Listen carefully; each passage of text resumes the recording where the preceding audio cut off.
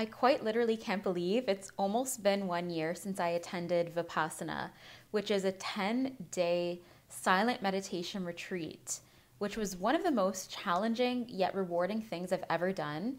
And I finally feel ready to share my experience, to talk about it, everything I learned, what the whole experience was like, and just my own personal journey through that whole 10 days.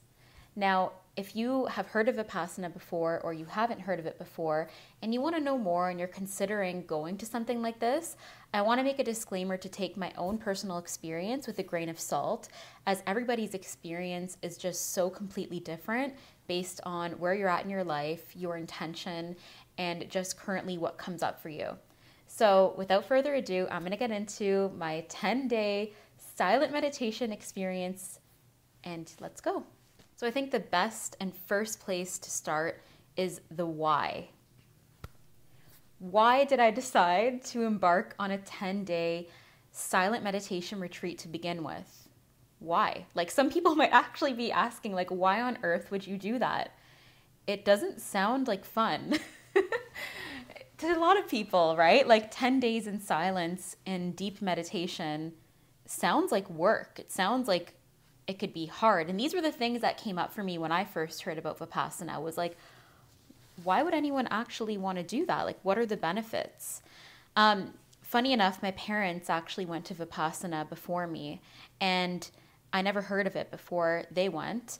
And they both did it the full 10 days, and they shared their experience with me. And I saw how much it transformed certain parts of them and what they learned from it, and it definitely sparked my curiosity. Now, prior to them telling me about their experience, I had already been on a healing journey, and I talk about that a lot on my page and share pretty openly about what my healing journey has been like. So healing for me is essentially removing all the aspects of myself that I've gained throughout the years or that I've had since I was a child that aren't me, that aren't my full truest essence, and that have held me back or have caused me pain. And going deep and deep and deep into learning about mindset, holistic health, spirituality, it's truly been a journey. And meditation's been one of those things that along my journey I've tried. So when I heard of Vipassana, it wasn't that it was completely foreign to me, but going somewhere for 10 full days in silence definitely was foreign for me and something that I felt was going to be confronting. But there came a point when I just knew I was ready. And it was around this time last year, actually. And it was coming close to the new year, coming close to 2024. And I think it was like maybe November or earlier than that. And I was already thinking about, like, what is my intention going into 2024? Like, what do I really want? And the first thing that came to me, and the one thing that wouldn't leave my mind, was like, I want to purposely seek experiences to be uncomfortable. I want to make myself uncomfortable, because ultimately that is the place where I know just through my experience that true growth happens. It doesn't happen in the comfort zone. It doesn't happen when you're doing the same things every day. It comes from doing things that are going to confront you, challenge you, have you really need to look deep within yourself. But ultimately, that's what I signed up for. Like, I feel like that's what I signed up for in this human experience, is like, I want to learn as much as I possibly can. And so going into 2024, I said, let's do this.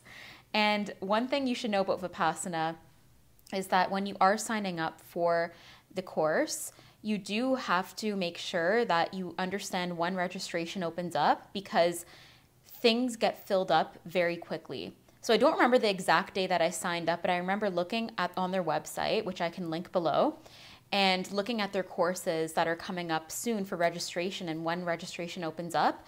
I highly recommend that on the day of registration, you set your alarm for 6 a.m. and that's when it opens, and put in all of your information as soon as you possibly can, because these things go honestly like this, because that's how many people feel like they need Vipassana, that they're being called to go to Vipassana. There's so much value in it that courses just absolutely go so quickly. And before I finish up and wrap up my why of why I decided to go, I'm going to just share that Vipassana is actually completely free. So you actually don't pay anything to go to Vipassana. It's free. You have to fill out forms and you have to register and be approved. But those 10 days that you're staying at Vipassana for this silent meditation, you get free accommodations, free food, which is absolutely delicious and nourishing, by the way, and you get taught Vipassana, which is a meditation technique from the Buddha. So this was wild to me when I first heard of this concept. I'm like, what do you mean it's free? Like, how is that possible? Nothing is free. What's the catch?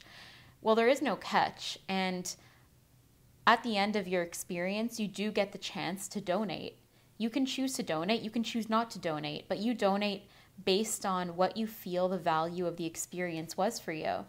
So that was such an interesting concept that in itself intrigued me. Like, I want to know more about an organization or just like a retreat center that's running this way based on volunteers and donation basis. So that was really cool.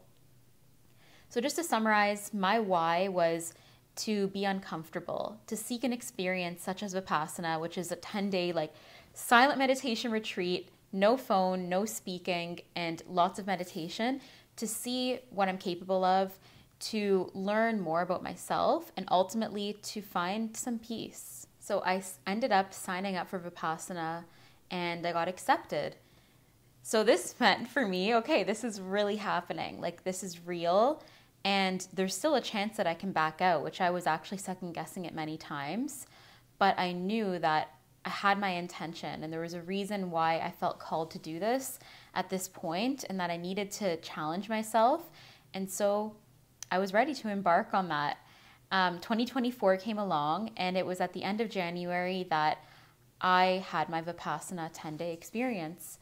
And so I arrived, I got dropped off, I had my stuff for the week, and, you know, it got into there was like a dining hall where everybody was, and men and women are separated, and there was about 50 women and 50 men. And we got the orientation about what we could expect for the next 10 days. We had to give our phones, like hand our phones in, and then the silence began. And that is when the journey truly started to unfold. So one thing for me that I learned about Vipassana, and that they tell you before you go, is that you actually only get 2 meals a day. And from somebody who's really big on having her 3 meals a day, because, you know, I got to stay nourished and that's just how I do things. I was like, okay, maybe I should bring some snacks. Like, maybe I should bring some protein bars in case I get hungry at night, because you only have breakfast and you have lunch. And at dinner, you can have some fruit, but there's not really anything for a full meal. So I had to mentally prepare myself for that too, of like, my last meal of the day is going to be at 11 o'clock in the morning. That's pretty wild for never having done that before. So I brought protein bars, and I was like so convinced that I was going to keep them in my room and just like have them if I needed them. But they told me like everything needs to be handed in. Like, you couldn't even have like a journal to write things, because the experience is designed in such a way that you truly need to do it the way that it's designed to get the most benefits.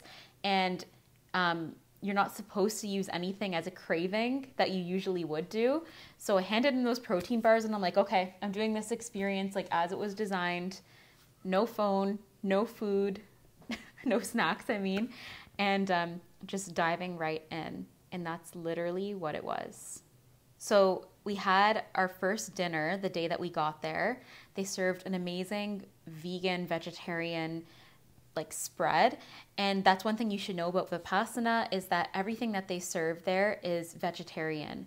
And the food is all like healthy, nourishing, incredible, like tons of vegetables, lots of salads, dressings, nuts, fruits.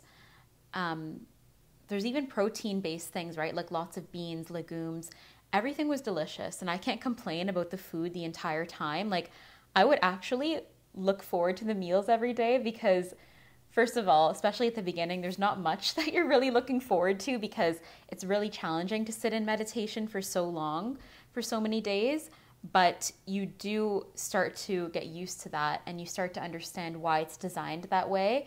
And the food is just something that is really something to look forward to. So I loved the food at Vipassana. Shout out to the people that were making the food there and whoever designs the menus, because everything was fantastic. We had our first dinner the night that I got there, and then I went back to my room. And which I should preface, I actually had a roommate. So I met my roommate before the silence began when I just arrived that day. But once the silence began, me and my roommate, we couldn't technically speak to each other. And so for those 10 days, I shared a room with somebody and we didn't speak for 10 days. She was around my age and she was an awesome person. And we were both just going through our own experiences.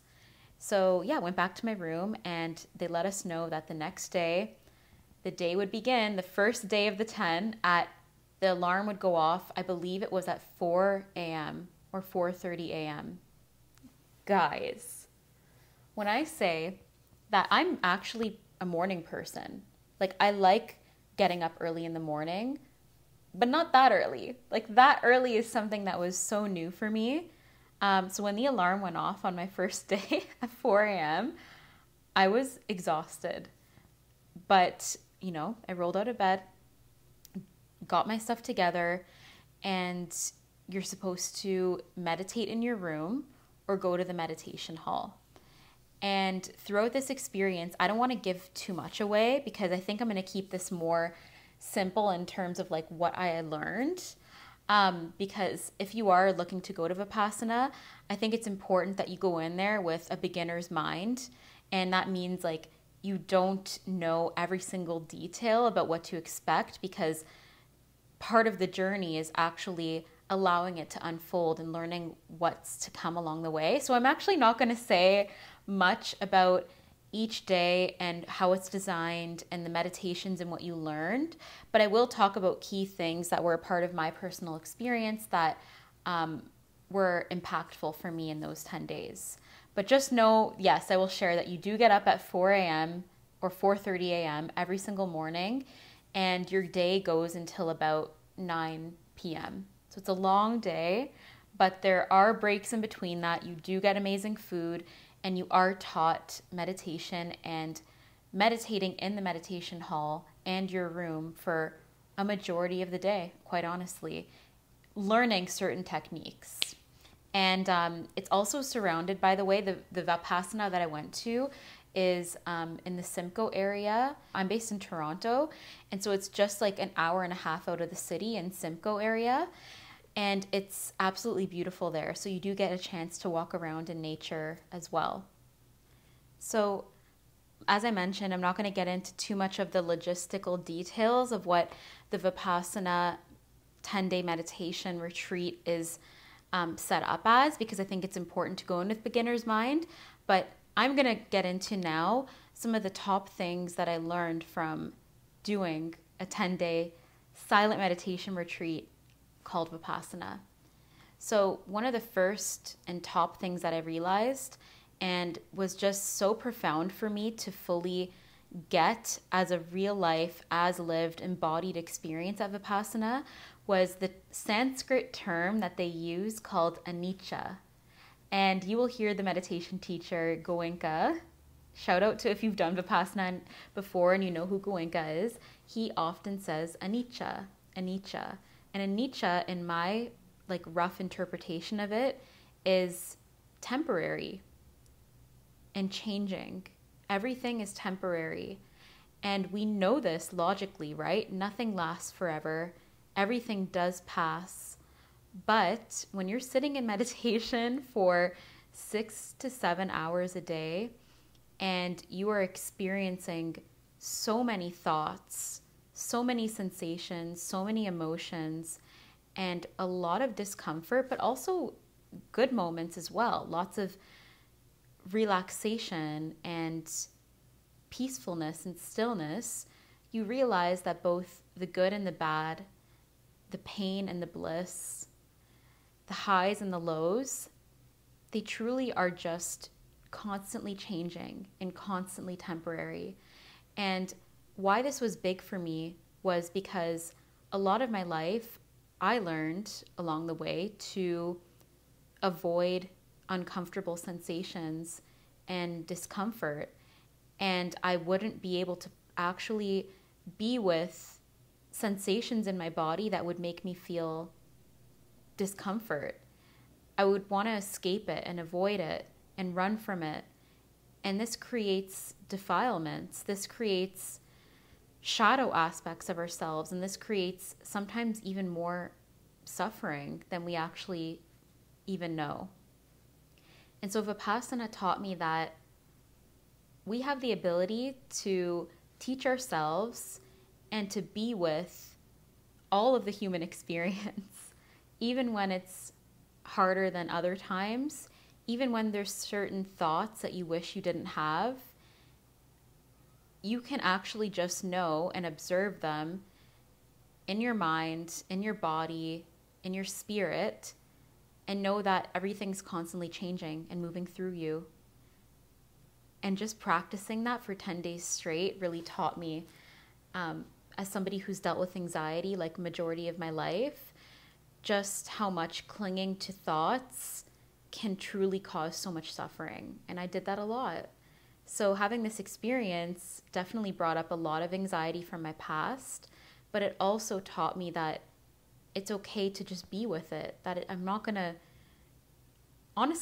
die from being able to be with a scary thought or an intrusive thought or, a sensation that I don't want to feel in my body, that I can actually be neutral, equanimous. Equanimity is something they talk a lot about in Vipassana, and it's way easier said than done. But through that practice, you can really learn to just be with it all.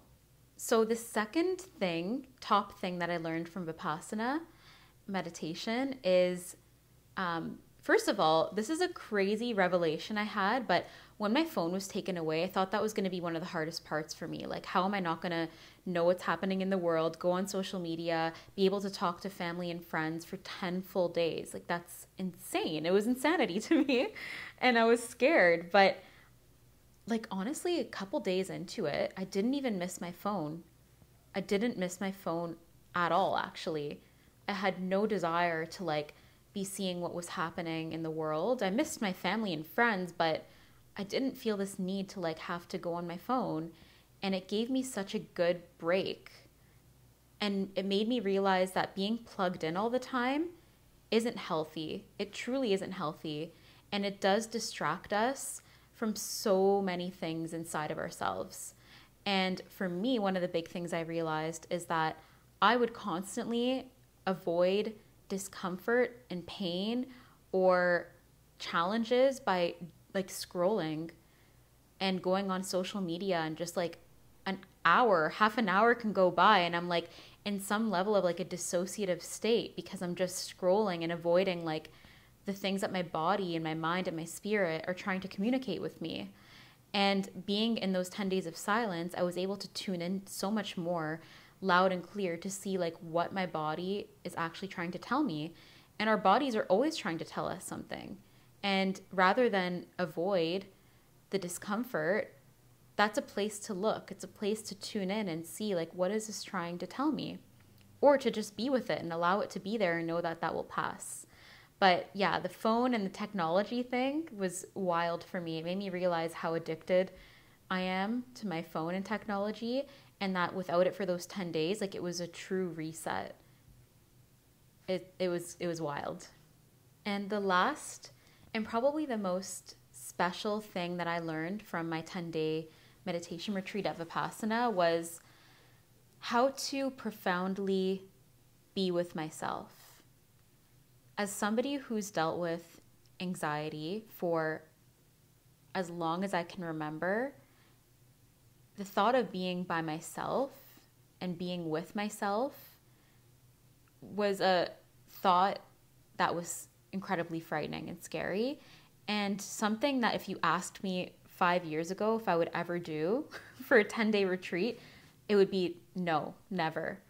But because I've been on such a journey and I've been doing the work and healing and pouring into myself and wanting to actually do this to take responsibility for my life and transform and help others, I knew that like in order to properly be that person for the world and to really be able to be of service and contribution, I first need to learn how to be with myself, to really be with myself. And in those 10 days, there's nowhere to run and hide. Like, truthfully, there's no one you can talk to other than if you really need to talk to the teachers and the staff, you can. But what I mean by that is, like, you can't talk to your fellow peers there. And you have to really just be with yourself. It forces you to face things that you've potentially been avoiding. And that's not easy for a lot of people, and I get it. And it certainly wasn't easy for me at some points. One thing that was really profound for me was that I had so many moments of gratitude. It made me so emotional at some points to just realize, like, how much the small things in life truly do matter and mean the most. Like, thinking about my family, my friends, my childhood, the time I've been able to spend on earth, how lucky it is to actually be alive, like the power of my breath, the power of the intelligence of my body. I felt just truly present to that love and that gratitude for this experience inside. So that was a beautiful part of it. And then there was also really tough parts where I was feeling anxious. I did want to talk to somebody at some points because certain things from my past were coming up, memories of pain, memories of some of the hardest mental health challenges I've ever had, but also realizing how so many of those experiences I went through that were painful were some of my greatest teachers. They were some of, honestly, my greatest teachers in life. And having perspective on maybe where that came from and why that happened truly was made so clear to me in Vipassana. And, you know, like, just the simple things being there, like, I actually enjoyed going on the walks, like just walking around the grounds, like eating food, being present, chewing the food. Like, we don't do that anymore. I don't do that, at least. Like, take time to really just, like, eat the food in silence and savor each bite and taste all the flavors. Like, this is so underrated of just how much this can make a difference in our lives. And so I truly believe, like, if anything in that experience, just being in silence and stillness and learning how to be okay with that is such a profound lesson, and it's completely invaluable. Like, it's so valuable. So yeah, all in all, I would say those are the top 3 things that I learned from Vipassana. And there's so much more I can say, but like I said, I think it's such a magical and incredible offering that people can actually go to something like this and experience it for themselves. That I don't want to give too much away because it's such a personal and unique journey. It's truly a journey. And if you do have questions, or you do want to learn more or know more about my experience or learn more about Vipassana, first of all, I will link all the Vipassana information below, and you can comment and let me know what you think and share your thoughts if you've been, or if you want to know more. If you have any questions, I'm happy to answer them. And I just want to thank you if you've watched this video, made it through the entire way. Clearly, you're somebody who is either curious about healing, curious about mental health and personal development. You want to better yourself, you want to grow. And I, from the bottom of my heart, acknowledge you for that, because I know just how hard that work is, but how rewarding it is as well. And I'm on this journey with you. There's more to come, more to be shared. Stay tuned, and thank you for watching from the bottom of my heart.